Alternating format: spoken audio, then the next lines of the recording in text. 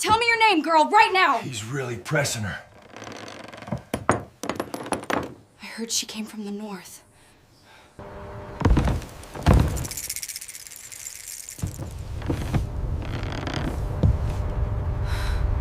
The room smelled like dust and old varnish.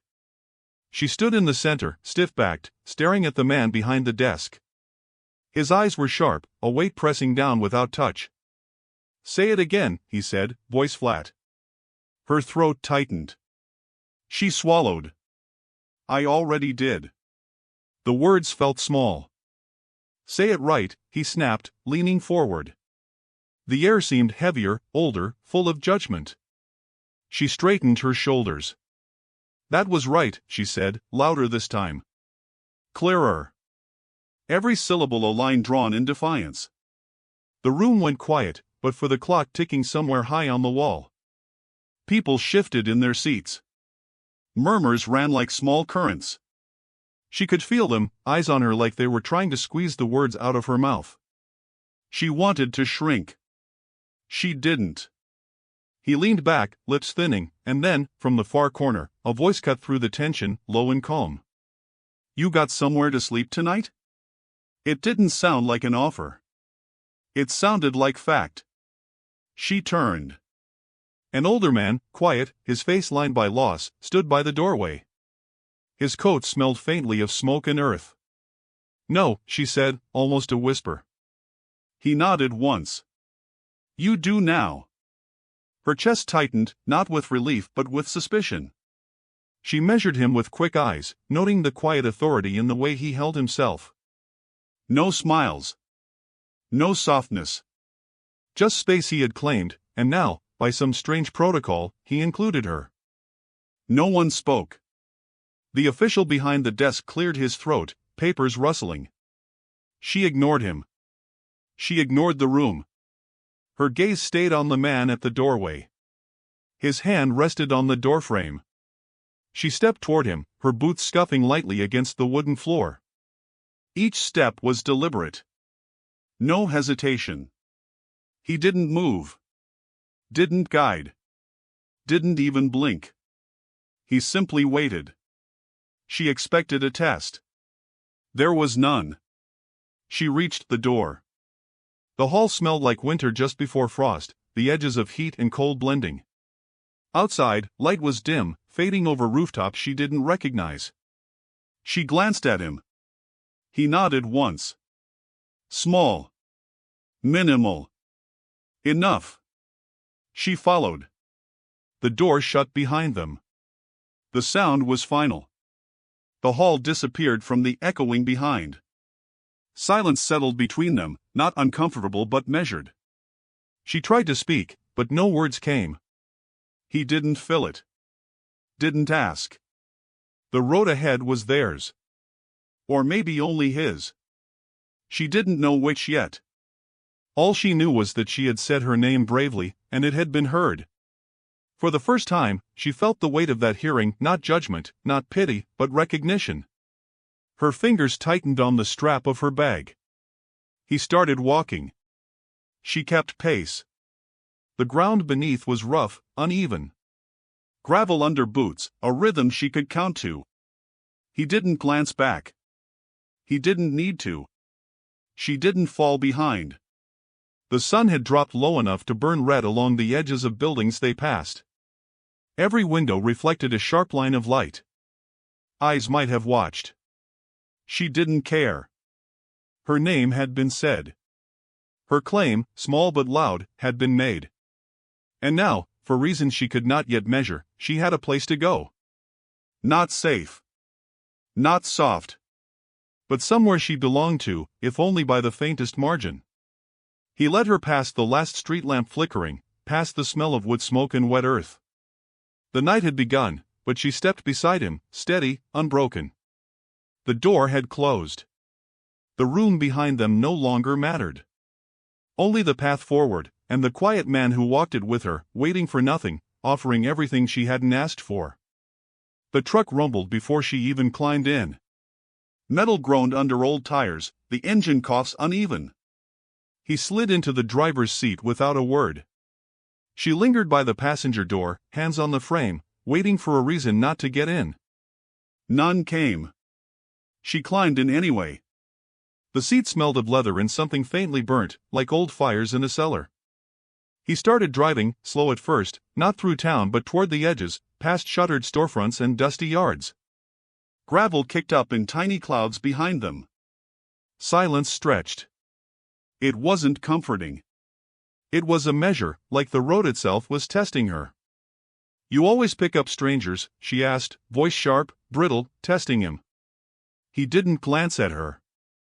"Only the ones already bleeding." She froze. "Thought about that." Her throat tightened. "I'm not," she said, flat, almost too fast. "You will," he said, eyes fixed on the road, hands steady on the wheel.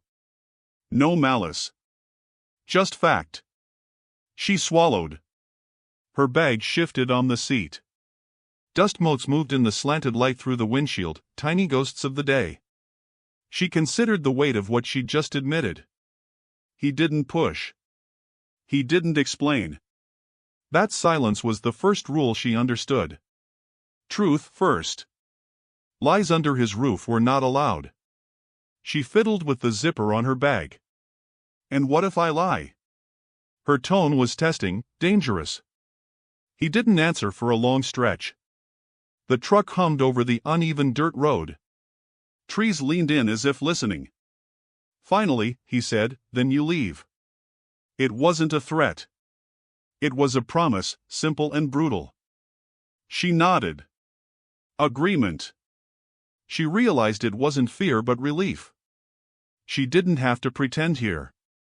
That counted for something.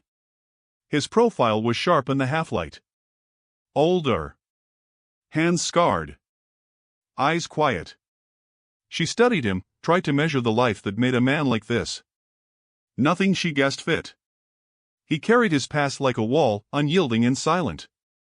The truck turned onto a narrow path, flanked by fences that sagged under years. Shadows clung to the edges of the road. He slowed again. Ahead, a house rose, large, aged, framed by skeletal trees. Headlights caught the edges of the roof, throwing long fingers across the yard. No lights. No welcome. She swallowed. "Is that," she started. He cut her off. "Home. That was it. Not yours, not mine. Home." She let the word settle. There was no warmth in it, but the absence of threat counted. That too mattered. The truck rolled up the drive, tires crunching against gravel. She noticed small details: a well covered with a wooden lid, a mailbox tilted, letters yellowed in the slot. Symbols of history. The kind that knew everything. The gate creaked as he pushed it open. She didn't speak. She didn't need to. The cab filled with dust from the road, from the trees, from years pressed into earth. She felt the space of the house even before stepping out. He killed the engine. Silence pressed in again. No questions. No explanations. Just the two of them, still moving, still measured by distance, by road, by choice. She opened her mouth, then closed it. He didn't look at her. Didn't ask if she wanted anything. The truck's door opened slowly under her hand. Outside, the yard smelled like dry wood in cold earth. The house waited. She stepped down. Gravel dug into her boots. He stayed beside the truck, still quiet. She kept pace, matching his steps. No one moved. No one spoke.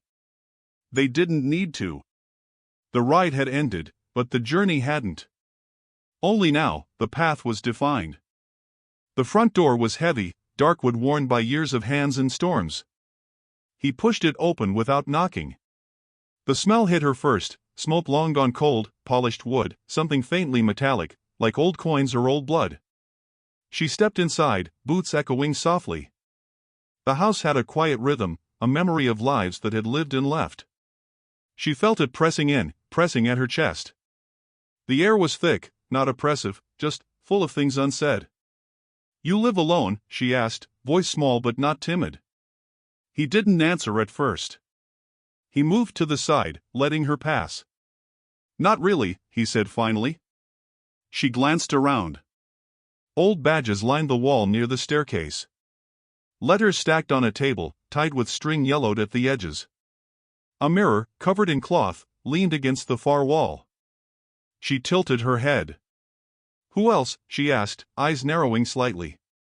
He didn't look at her. "The quiet," he said. That was all. She felt the weight of it immediately. The quiet wasn't absence. It was presence. It was judgment. It was history. She swallowed. The house didn't forgive. He led her down a narrow hallway. Floors creaked under their steps.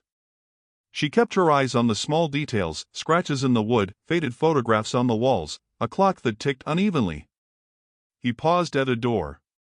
"This is yours," he said, almost casual. The room was small. Bare, almost. A bed in the corner, a wooden chair, a small dresser. No decorations. No warmth. Not yet. She studied it, running fingers along the dresser top. Dust settled on her skin. The room felt like it had been waiting, measuring her, judging her arrival. She didn't flinch. She hadn't flinched since she had said her name. "I'll close it now," he said. She turned. "No," she said, voice steady, but he ignored her. The door shut behind him, click of the latch sharpened the silence. Alone, she sank onto the bed, the mattress creaking under her weight.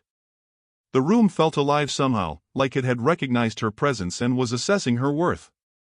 Outside, footsteps moved across the floor above. No one spoke. She listened. Every sound was amplified, the whisper of wind through a broken window, the faint settling of wood, the echo of distant life. She felt the house watching. She didn't move. She didn't need to. She had arrived, and the house had taken note. She rose, pacing. "Why is that mirror covered?" she asked aloud, testing the rules. No answer. She touched the cloth. It was stiff, cold. She let it go. "Who's buried in these walls?" she muttered. Nothing but silence. She didn't expect him to answer. She understood now. The house spoke differently, in absence, in shadow, in the spaces between steps. She let herself move back to the bed. She sat, waiting, feeling the room absorb her. It didn't apologize. It didn't welcome. It simply existed, and she existed within it now. A sound upstairs, faint, deliberate. She listened. Footsteps?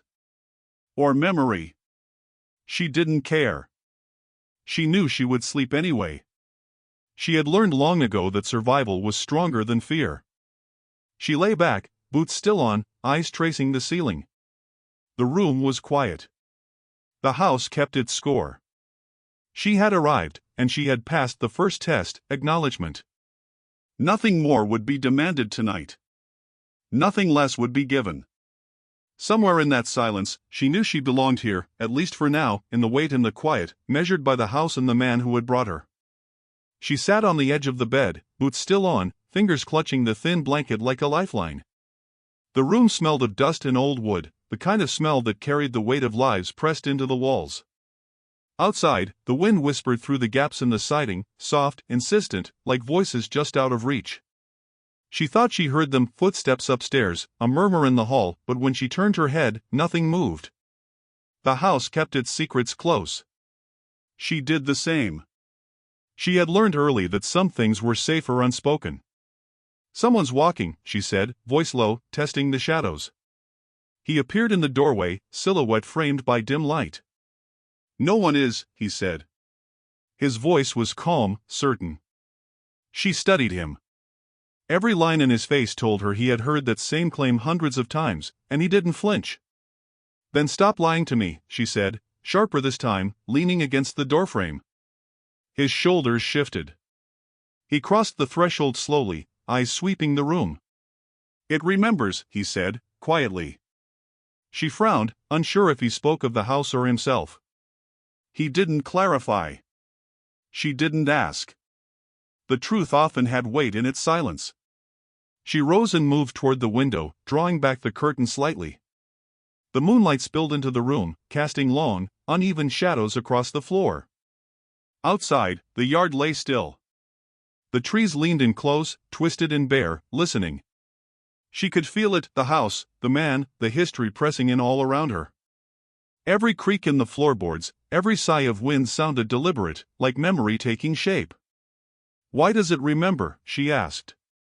He leaned against the doorframe again, quiet, arms crossed. "It belonged to men who thought they could own everything," he said. "The walls, the ground, the people who passed through." She nodded slowly, absorbing the weight. Ownership wasn't just control. It was legacy, and sometimes it was poison.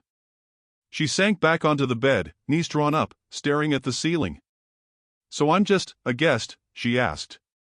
He shook his head once. "You're more than that. Not here to obey. Not here to hide. But you carry yourself like you've already survived something." She considered the statement. It was true. She had survived, and she would survive again. The house, with all its whispered judgments, could not erase that. Her fingers brushed the mattress, tracing the small imperfections, the dips where someone else had rested, perhaps long gone. She could feel the weight of history beneath her. She didn't fear it. She respected it. Time passed slowly, measured by the tick of the clock and the soft settling of the house. Outside, the wind drew long lines through the trees. Inside, silence settled over them like a thin veil. She closed her eyes, keeping her boots on, letting the room absorb her presence, letting herself absorb it in return. Every creak, every sigh, every memory-soaked shadow reminded her of survival, of endurance. This house had heard everything: grief, anger, longing. And now it had heard her too, braver than the walls expected. She would sleep. She would rest. Not because it was safe, but because she had claimed the space long enough to do so. Survival first. Fear later, if it ever came. And somewhere in that quiet, the walls, the man, and herself all agreed tonight she had passed. She stepped onto the porch before dawn fully broke, boots scraping the wood. The air was sharp, cold at the edges, carrying the scent of wet earth and wood smoke. A few neighbors had already begun their day, standing near fences or windows, watching. Their eyes followed her with something she didn't want to name: curiosity, judgment, suspicion. She drew her coat tighter. The man from the house stood behind her, silent as always, watching the same faces. He didn't speak, didn't intervene. His presence alone seemed enough. "She's staying," a voice called from the fence across the yard. A man leaned forward slightly, eyes narrowed. She didn't answer immediately. The older man beside her simply said, "Yes." It wasn't a debate. Just a statement of fact. "For how long?" the neighbor pressed, voice harder now. "As long as she needs," he said. She noticed the edge of authority in his tone. Sharp, final. "That's not your call," the man said. Another neighbor muttered under his breath, but the older man ignored it. "It is today," he said, voice low, unwavering. That was all it took. The murmurs faded. I still followed her, but the questions had been answered. She adjusted her coat, shoulders stiff. The porch felt smaller now, every step echoing against boards worn thin. She glanced at him. His face betrayed nothing, but she could sense the weight he carried, the same weight the town had carried for generations. No one had challenged them openly before. Her presence now forced it, and the quiet acknowledgement of him beside her made the challenge easier, sharper. She didn't need to speak. Her silence carried authority. The sheriff appeared at the edge of the yard, tall, hat low, eyes calculating. He approached slowly, boots crunching on gravel. She noticed his hand twitch near the holster, but the older man didn't flinch. He stepped forward slightly, a subtle shield of presence, enough to tell the sheriff this woman wasn't to be touched. She realized the silence between them spoke louder than any words could. That quiet was dangerous. That quiet held power. "She's staying," the sheriff asked finally, voice even, eyes scanning both of them. He didn't wait for an answer. The older man's nod was enough. "Yes," he said again, deliberate. The sheriff's gaze lingered, then shifted to her. She looked back steadily, boots planted. He noticed her composure, her refusal to shrink, to bend. No one had seen her like this before. The sheriff tipped his hat slightly, a promise or maybe a warning. She didn't care to interpret. She knew his presence meant nothing without the man beside her. She had learned quickly, power wasn't always violent. Sometimes it was quiet. Sometimes it was watching, steady, unflinching. The neighbors began to retreat, whispering, exchanging glances. The yard emptied slowly, leaving only her and the older man. He said nothing, his hand brushing briefly against the railing. She felt it, the unspoken weight of protection, of authority that carried more force than any gun or badge. She took a deep breath, the cold morning air filling her lungs, letting it steady her. The porch, the house, the quiet man, they had all shifted something in the town. Something she could feel as keenly as the frost under her boots. Daylight revealed judgment, yes, but it also revealed strength. She had survived the night. She would survive the day. The sheriff's look lingered, but she didn't move. She didn't need to. The quiet man's presence behind her said enough, they would see her, and they would count her. The door closed behind the sheriff, leaving the house in a quiet tension that felt almost alive. She moved to the kitchen, boots tapping softly against the worn floorboards, the older man following without speaking. The air smelled faintly of smoke and aged wood, like the house itself had exhaled after the confrontation outside. Sunlight spilled through the windows, catching dust motes that hovered in slow, deliberate spirals. She ran a hand along the counter, noticing scratches and stains, small markers of time she hadn't earned yet. He leaned against the wall, arms crossed, watching. Waiting. Testing. She felt it, the quiet question pressing down, what did they both really know? "You knew," she said finally, not looking at him. The words hung in the air. He tilted his head slightly. "I knew enough," he said. "Not more, not less." She turned to face him, eyes sharp. "And still brought me here?" The edge in her voice wasn't accusation. It was curiosity, suspicion, something sharpened by instinct. He shrugged lightly, though the movement carried weight. "That's why I did," he said, tone calm but absolute. She studied him. Nothing casual in that statement. Nothing casual at all. He had calculated everything. She had just walked into the middle of it. She moved closer, careful, noticing the quiet of the house around them, the way it seemed to lean in, listening, keeping score. "And what if they come back?" she asked, voice barely above the hum of the room. He didn't answer immediately. Instead, he walked past her to the pantry, opening the door, revealing shelves stocked not for comfort but survival. He selected a can of food, handed it to her without meeting her gaze. "Then we meet them," he said finally. No hesitation. No softness. Just fact. She took the can, fingers brushing his briefly. The contact wasn't warm, but it was grounding. She nodded, understanding that trust here was measured in quiet action, not words. She placed the can on the counter, hands still shaking slightly. "So they know my name now," she said, more to herself than to him. He leaned back against the wall again, expression unreadable. "They do," he said simply. "And some are choosing sides." She felt the words settle in her chest. Her presence had already shifted the balance outside these walls. Power was shifting quietly, without gunfire or shouting, but still violently. She realized just how much the name she had spoken carried weight. Spoken bravely, yes, but now, traveling, it had teeth.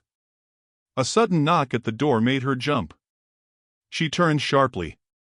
He didn't move, just waited. "Not him," she said. He shook his head once.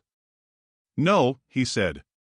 The knock came again, deliberate, patient, like someone testing their own nerve before breaking through. She exhaled slowly, realizing this house and this man had prepared her for more than just walls and quiet. She had survived to this point. She could survive what came next. The knock persisted. Her heartbeat quickened, not with fear but anticipation. She understood, finally, that bravery had consequences. Names traveled. Reputation traveled. Courage traveled. And those who dared to meet it had to move carefully. She glanced at him. He nodded once, almost imperceptibly, as if acknowledging the truth of her thought. The house, the man, the knock, everything was a measure of survival now. She would answer. She would stand. She would meet whoever waited on the other side. Her name had traveled faster than she realized, and now it was time to see what it could do. The knock came again, sharper this time, echoing through the empty hallway. She moved toward the door, boots steady on the old floorboards, shoulders squared. The older man fell into step behind her, silent as a shadow, a reminder that some protections didn't need words.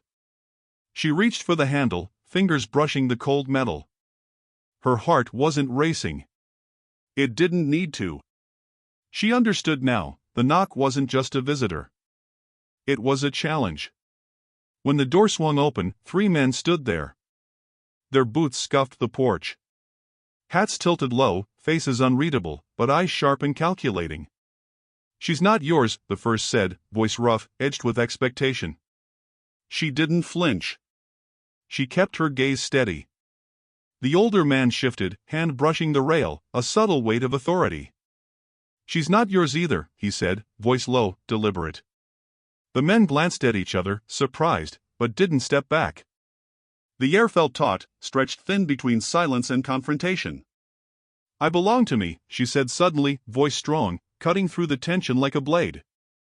The men paused, caught off guard by the audacity. One stepped forward, hand brushing the doorframe. "That's the problem," the second said. The words hung heavy, like a threat. She didn't move. She didn't hesitate. Her boots planted firmly on the porch, her hands loose at her sides, ready for what was coming. She felt the house behind her, solid, unyielding, absorbing every word. The older man didn't speak. He simply mirrored her stance, silent, steady, immovable. A pause. The men shifted, eyes flicking from her to him. They spoke again, less confident. "You can't hide her here." Her lips curved slightly, not a smile, not a sneer, just recognition. "I'm not hiding," she said. "I'm standing." The words felt heavier than any weapon, sharper than any gun. The men hesitated, unsure how to proceed against someone who refused the usual rules. Her presence, her claim, had already drawn a line in the dirt they couldn't ignore. "You don't understand," the tallest said finally, voice tighter than before. "You're not supposed to what?" she interrupted, voice low, dangerous. "Obey," he finished, as if the word itself would settle everything. She laughed softly, no humor in it. "I don't obey," she said. The older man stepped closer, still quiet, letting the statement land. "Not anymore," he added, simply, letting the weight of experience back her claim. The men exchanged glances. The first cursed under his breath. The second muttered something about rules and respect. She ignored it, letting the silence stretch. The porch felt like a stage. The house behind them, the dust, the air, the quiet man, all watching. She took a slow breath. No one moved. She didn't flinch. She didn't speak again. That was her statement. That was her defense. That was her claim. They had no words left to challenge it. Finally, the men backed off. Boots scraping, they disappeared down the driveway, muttering among themselves. She exhaled slowly, letting the tension drain. The porch was quiet. The house was quiet. Only the wind stirred through the trees. The older man leaned slightly against the railing. She looked at him. He didn't say a word. He didn't need to. Together, they had stood. Alone, they had drawn lines. Together, the house, the man, and herself had become a statement. One that the town could not ignore. They went back inside, closing the door behind them. The world outside existed, but it had shifted. The house was quiet after the men had gone. The walls seemed to exhale, settling into the tension left behind. She sat at the edge of the table, arms crossed, eyes on the floorboards. He leaned against the counter, watching, silent. Neither moved for long minutes. The wind rattled a windowpane upstairs, a faint reminder that the world outside hadn't stopped, and neither had the stakes. She felt it, the weight of the house, the weight of the quiet man, and the weight of her own choices. Finally, she spoke. "What now?" Her voice was low, measured, but there was an edge of demand in it. He straightened. "Now we make it official," he said, calm. She frowned. "Official?" He didn't move, didn't blink. "So no one can touch you," he said simply. "No one can challenge what's been drawn here." She leaned back in her chair, hands tightening against the edge. "Marriage?" Her voice rose slightly, disbelief threaded through it. He nodded, slow, deliberate. "Yes," he said. "But not for love. Not for promises you can't keep. Just to keep them from harming you. To mark the line they cannot cross." She stared at him, searching his face for any hint of deception. There was none. Only quiet, steady, unflinching authority. "You're asking me to marry you," she said finally, tone sharp, cutting. He didn't flinch. "Yes," he said again. Her chest tightened. "To protect me?" He tilted his head, letting her words hang in the air. "So they can't touch you," he said. No elaboration. No apology. Just fact. She thought of the porch, the men, the weight of the town pressing against the house, against her. She thought of the quiet man beside her all those nights, waiting without demanding, holding the line. This was no romance. This was armor. And she understood immediately. "Say it again," she said, almost laughing, disbelief threading through the words. He met her eyes, steady, patient. "Marry me," he said. No flourish. No bowing. Just a statement, a line drawn. She exhaled slowly. Her fingers tightened around her chair. She studied him, feeling the weight of the decision, the risk, the protection, the life they would claim together. Her voice dropped, steady and calm. "Yes," she said. Not hesitation. Not fear. Just acceptance. Terrifying, unshakable. The word hung between them like a promise neither of them needed to speak again. The wind rattled the window again, a soft percussion against the silence. Outside, the world pressed in with its judgments, whispers, and rules. Inside, the house seemed to tilt slightly, recognizing the claim.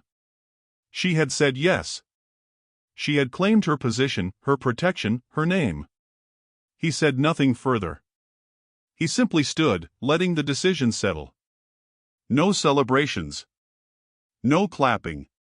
Only the quiet, steady understanding that the line had been drawn, that the protection was formal now, legal and emotional, a shield shaped from action and presence rather than words. She moved to the window, looking out at the yard, at the trees, at the empty streets. The men who had confronted them yesterday would talk. They would calculate. They would know the house, the man, and now her name were untouchable. She turned to him, meeting his eyes. He nodded slightly, almost imperceptibly, acknowledgement enough. She realized that marriage here was not ceremony. It was survival. It was the armor of choice. It was claim. And she had accepted it. The quiet settled between them once more. Outside the wind whispered, but inside, the house waited, the man waited, and she waited, together, unbroken. The clerk didn't look up right away. Papers lay spread across the desk like tired wings. Ink bottles. Stamps. A pen worn smooth by other people's names. She stood close to the counter, shoulders squared, feeling the weight of the room settle onto her spine. The older man stood beside her, not touching, not guiding. Just there. The sheriff leaned against the far wall, arms crossed, eyes sharp but quiet. No one smiled. No one needed to. "You sure?" the clerk asked finally, lifting her eyes to the woman's face. Her voice wasn't cruel. It was careful. She nodded. Yes. The clerk glanced at the man. You understand this? The man didn't hesitate. Better than you think. The sheriff shifted his weight. The sound of his boots against the floor echoed louder than it should have. The room felt too small for the history pressing inside it. The clerk slid the paper forward. Sign here. The pen felt heavier than she expected. Her fingers closed around it. She stared at the blank line. Her name sat printed above it, neat and official, stripped of tone and bravery. Just letters now. She inhaled. Her hand shook once. Only once. The pen scratched the paper, slow, deliberate. When she finished, she lifted it and placed it back without ceremony. The clerk nodded, as if noting something important had just passed. The paper slid toward the man. He picked up the pen without looking at it. His hand didn't tremble. Not even slightly. His signature came quick and clean, practiced. Like this wasn't his first time standing in a room like this, marking something permanent while the world watched. He pushed the paper back. The clerk stamped it once. The sound cracked through the room. Final. Legal. Real. That's it, the clerk said. No congratulations. No warmth. Just fact. The sheriff stepped forward. You both understand what this means. She met his gaze. It means you don't get to decide anymore. His jaw tightened. He nodded once. That's true. He tipped his hat, slow and deliberate. Not respect. Not threat. Recognition. She watched him turn away, boots echoing as he left the room. Silence settled again. Thicker now. Changed. The clerk gathered the papers, tying them with string, placing them in a drawer. You're done, she said. For today. The man gestured toward the door. She moved first. The hallway outside felt longer than before. Brighter. Like the building itself had shifted its stance. They stepped into daylight together. The sun hit her face, sharp and unforgiving. She didn't blink. People across the street stopped talking. A woman near the steps froze mid-sentence. A man by the post watched with narrowed eyes. Word traveled fast here. Paper traveled faster. She felt the mark settle on her, not heavy, not light. Just permanent. The man stood beside her, hands loose at his sides. No claim in his posture. No pride. Just presence. You okay? He asked quietly. She nodded. I am now. He studied her for a moment, then nodded back. No more words. They walked down the steps together. The town watched. The line had been drawn in ink instead of dirt, but it was stronger for it. She felt it in her chest as they moved forward, marked and unhidden, the paper breathing quietly behind them, real as bone. They came back through the front door without speaking. The hinges creaked like they always had, but the sound landed differently now. The house felt alert. Watching. She stepped inside first this time. Not invited. Not guided. He followed, closing the door behind them, the sound soft but final. She set her bag down by the wall, not where she had left it before. He noticed. He didn't say anything. She moved through the living room slowly, fingers brushing the back of a chair, then the edge of the table. She picked up one of the old letters tied with string and set it in a drawer. She uncovered the mirror and turned it toward the wall instead of the room. He watched from the doorway, arms loose at his sides. No tension. No warning. Just observation. You don't have to ask, he said. She didn't turn around. I know, she said. The house creaked as she walked, but the sound softened, like something settling. She paused near the staircase, looking up. She lived here, she said. It wasn't a question. He nodded once. Yes. She liked things quiet, she said. Another nod. She did. She waited for more. Nothing came. That was enough. She respected what stayed unsaid. In the kitchen, she filled the kettle and set it on the stove. The click of the burner echoed, then steadied. Steam rose slowly. He leaned against the counter again, same place as before, but his shoulders looked lighter. "You staying?" he asked. The question was simple, but it carried weight. She glanced at him. "I already did." He exhaled through his nose, almost a laugh, but not quite. Relief, maybe. Or acceptance. They ate quietly. Bread. Soup. Nothing fancy. She didn't wait for him to serve her. He didn't stop her. Their movements found a rhythm without discussion. The clock ticked evenly now. No uneven beat. No stutter. She noticed it and didn't comment. He noticed her noticing and said nothing. After the meal, she rinsed her bowl and placed it beside his. She dried her hands and leaned against the counter. "They'll come again," she said. He nodded. "I know." "Not tonight," she added. He met her eyes. No, the certainty in his voice felt earned, not forced. She believed him. She walked back toward the spare room, then stopped. She turned. "I'll move in here," she said, pointing toward the room at the end of the hall. The one with more light. The one that had stayed closed. He hesitated for the first time since she met him. Just a breath. Then he nodded. "All right." He didn't follow her. He didn't stop her. She opened the door. Dust hung in the air, disturbed for the first time in years. She stepped inside. The room felt warmer. Less judgment. She opened the window slightly, letting air move through. Somewhere in the house, a board popped softly, then went still. The quiet shifted. Not erased. Accepted.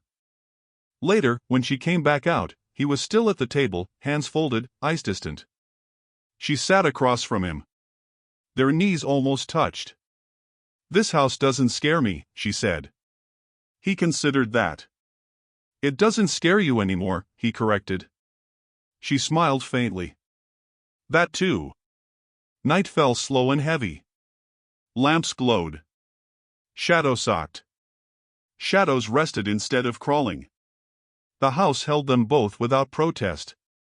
When they finally stood to sleep, the silence followed, not pressing, not demanding. Just present. She paused in the doorway and looked back once. "It's different now," she said. He nodded. "It is." The house had counted her. And it had decided to keep her. The night was heavy, almost breathing through the cracks in the house. Shadows moved in the corners, stretching long and deliberate. She sat on the edge of the bed, listening to the faint creak of floorboards outside her door. Boots. Not his. Someone else. She could feel the danger before it spoke, a cold line tracing down her spine. He appeared in the doorway, silent, eyes scanning the hallway. "They're back," she said, voice low. He didn't answer. He just stepped closer, letting the quiet speak louder than words. A knock, heavy, deliberate, echoed through the house. The door shivered under the impact. She rose, boots hitting the floor with a small echo. "Who is it?" she called. The man's silhouette filled the hall behind her. "Old families," he said. "The ones who thought this house belonged to them." She froze. "They won't stop," she whispered. He nodded once, almost imperceptibly. "Neither will I." The knock came again, faster this time, like impatience had entered the frame. She stepped forward, hand on the doorframe. The shadows outside shifted. "You didn't sign up for this," she said, voice trembling just slightly. He shook his head. "I signed my name," he said, steady, quiet. That was all. The weight of his words settled in the room. Not protection promised. Action promised. Presence promised. Enough to stand on. The door opened slightly under the pressure of another knock. She could see the outline of boots in the dim light outside. One of the men stepped forward, tall, imposing, but cautious. "You married her," he said, voice rough. "Doesn't change anything." She straightened, shoulders back. He stayed silent behind her, letting her hold the line. She had learned now that presence was more powerful than words. She drew herself taller. "It does change something," she said. "It means you don't get her." The man frowned, stepping back slightly. His companion shifted, muttering under his breath. She ignored it. She had claimed the line. She had drawn it cleanly, and ink or blood wouldn't change it now. Firelight flickered outside, the old lantern they had lit catching shadows across the yard. The men paused, uncertainty in their stance. They had expected fear, hesitation, retreat. None came. Not from her. Not from him. The older man finally stepped forward slightly, voice calm but absolute. "You will not touch her," he said. The shadows outside shifted. They retreated slightly, boots crunching on gravel, curses whispered in the night wind. The house held them in. Not a trap. A warning. The line had been drawn, and it was clear. She closed the door slowly, the click final. Inside, the house settled again, walls creaking softly, adjusting to the energy they had brought in. She sank onto the edge of the bed. "That's what marriage protects," she said softly. "And what it doesn't?" he asked. She shook her head, watching the shadows retreat. "Nothing. Not everything," she said. "But enough to stand." He didn't argue. He didn't need to.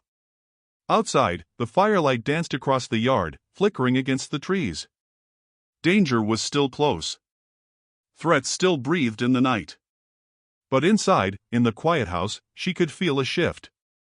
She was no longer just a visitor. She was a participant. A force. The man beside her, the house behind her, and herself together had carved a small line of safety, fragile and sharp. They had drawn it clearly. The shadows faded into the dark corners. Silence settled heavy, not comforting, but steady. She breathed slowly, letting the weight of survival and choice press in. Tonight, the line had held. Tomorrow, they would see if it could stand again.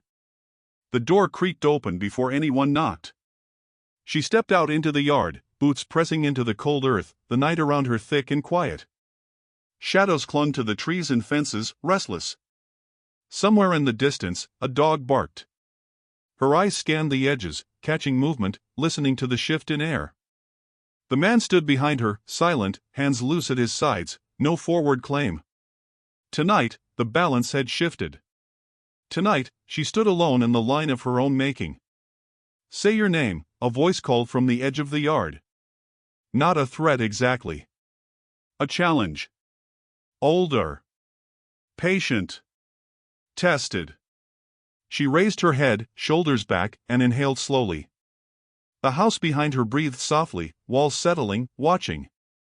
"I don't have to anymore," she said, voice clear, strong, unwavering. She had said it before with bravery. Now she said it with authority. With claim. The voice carried over the grass, over the fences, over the silence that had been pressed into her chest for years. "Say it," the voice pressed again. Not louder. Not softer. Just insistence, like the world wanted to test the sound of her choice one final time. She didn't hesitate. "I am still here." Words measured. Words owned. Words unflinching. She felt them resonate through the yard, through the house, through herself. She didn't need anyone to hear. She didn't need validation. She had spoken, and the line had been drawn. The house shifted slightly in the breeze, boards creaking in acknowledgement. A figure moved through the shadows, one of the old families, curious, cautious, aware that they had met resistance they hadn't anticipated. He paused, watching her. She didn't falter. The older man stepped beside her, silent. Not in front.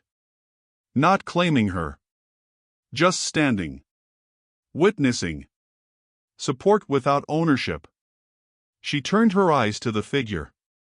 "Leave," she said, voice low, not asking. Not begging. Commanding. The man hesitated. Another second. Then another. Finally, he withdrew, boots crunching softly against the frost. The threat receded. The night exhaled. She turned slowly, eyes moving toward the house. The windows reflected moonlight, the house itself seeming calmer, warmer, welcoming her presence. She took a step forward, then another. "Come in," she called, not looking at him.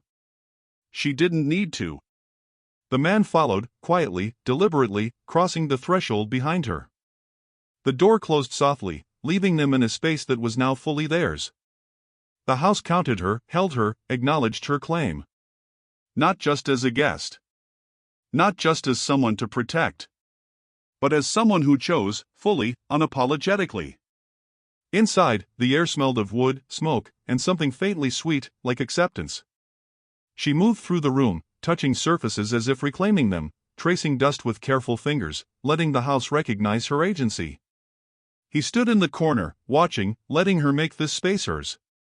No words necessary. The quiet between them held understanding, respect, and a promise that didn't need speaking.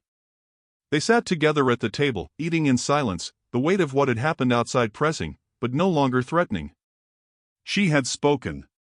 She had claimed. She had survived the tests, the threats, the expectations. And now, in the quiet of the house, she could simply be. The man beside her didn't touch her, didn't command her, didn't speak. His presence alone marked the line they had drawn together. She leaned back slightly, exhaling.